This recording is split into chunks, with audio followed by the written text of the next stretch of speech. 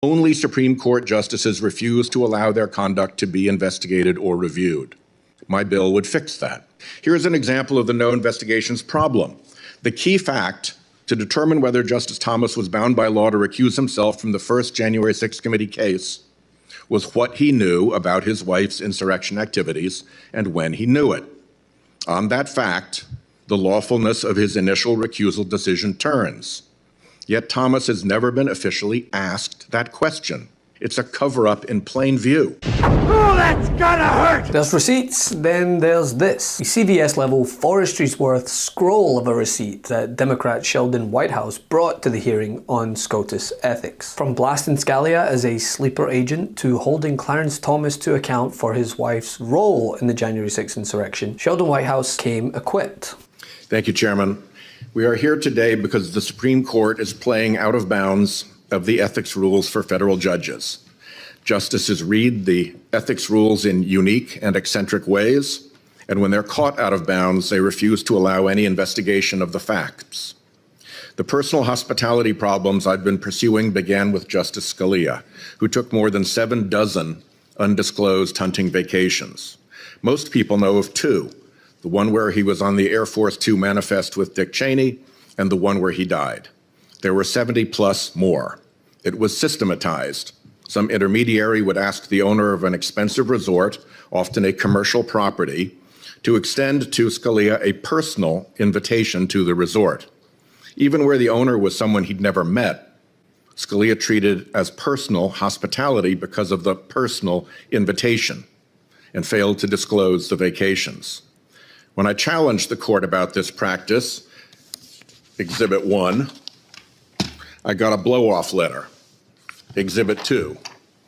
Basically, nothing to see here. And then, after getting warmed up, the exhibits came out, as he outlined point by point the problematic nature of Justice Thomas's relationship with right-wing billionaires. And when I tell you his surgical takedown is worth a watch, I mean it's worth watching every single second. Exhibit 6. I have no evidence that any federal judge outside the Supreme Court ever used the personal invitation trick, and the Judicial Conference, made up of other judges, firmly shut it down. Regular judges would be loath to use that trick because a complaint about it would go into a proper process and would be investigated and measured against the law and the ethics code, and a conclusion would be reached, and that conclusion could be embarrassing. Only Supreme Court justices refuse to allow their conduct to be investigated or reviewed. My bill would fix that. Here's an example of the no investigations problem. The key fact to determine whether Justice Thomas was bound by law to recuse himself from the first January 6th committee case was what he knew about his wife's insurrection activities and when he knew it. On that fact, the lawfulness of his initial recusal decision turns. Yet Thomas has never been officially asked that question. It's a cover-up in plain view. The Supreme Court alone among federal courts is okay with that. My bill would fix that. Which brings us to Justice Thomas's recent non-disclosure of supposed personal hospitality from a right-wing billionaire and its problems. First problem, private jet travel is not in the personal hospitality exemption, which is limited to food, lodging, and entertainment. Exhibit 7. Some textualist, by the way. Second problem, Thomas said it was okay because he'd asked colleagues. But that financial disclosure committee, it's there to ask about financial disclosure. Setting aside that its name should give a clue, Thomas knew the committee existed because concerns about his yacht and jet travel gifts from this billionaire were referred there in 2011, after some of these gifts were first revealed in this New York Times story, Exhibit 9. Third problem, there's no legal way not to disclose the property acquisition in Georgia. Fourth problem, some of this personal hospitality involved people dedicated to turning the court into a tool for right-wing billionaires, namely Leonard Leo. This guy doesn't have business before the court, his business is the court. This disclosure mess has again been referred to the Financial Disclosure Committee, which raises the question of the previous referral to that same committee of the same billionaire's gifts to Thomas of yacht and jet travel. The rules seem to require the committee to report its findings to the Judicial Conference.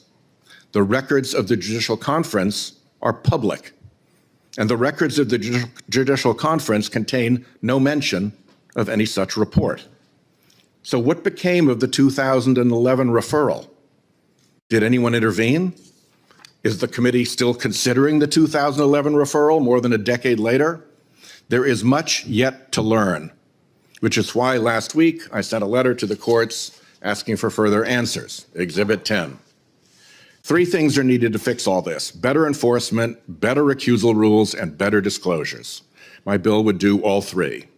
I thank Chairman Durbin for this joint hearing and look forward to getting to the bottom of this mess.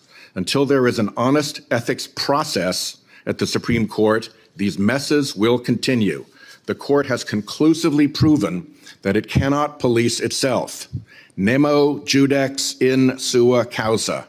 I ask unanimous consent that my exhibits be made part of the record. Now, I mean, come on, Senator. Is this really necessary, though? I mean, sure, Clarence Thomas failed to disclose 2 decades worth of luxury trips and private jet travel, and the mere fact that right-wing billionaire Harlan Crow bought Thomas's mother a house.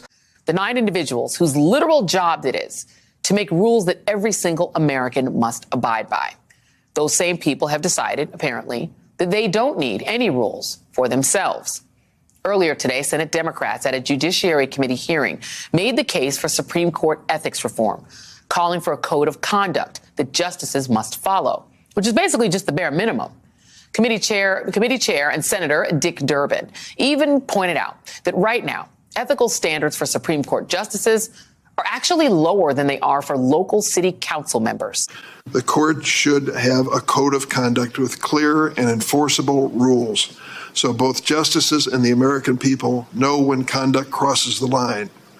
The highest court in the land should not have the lowest ethical standards. Chief Justice John Roberts snubbed the invite from Senator Durbin last week, offering instead a statement signed by all the justices in which they reaffirm and restate foundational ethics principles and practices to which they abide. Seriously. But let's just take a look at where those principles and practices have got us thus far, shall we? ProPublica revealed that Justice Clarence Thomas has failed to disclose luxury trips and private jet travel over the course of 2 decades, gifted to him by wealthy Republican donor and Nazi paraphernalia collector Harlan Crow. He also conveniently failed to disclose that Crow even bought Thomas's mother a house. But is that really unethical? I mean, that happens every day, right? The highest court in the land should not have the lowest ethical standards. Hey Midas Mighty, love this report? Continue the conversation by following us on Instagram @MidasTouch to keep up with the most important news of the day. What are you waiting for? Follow us now.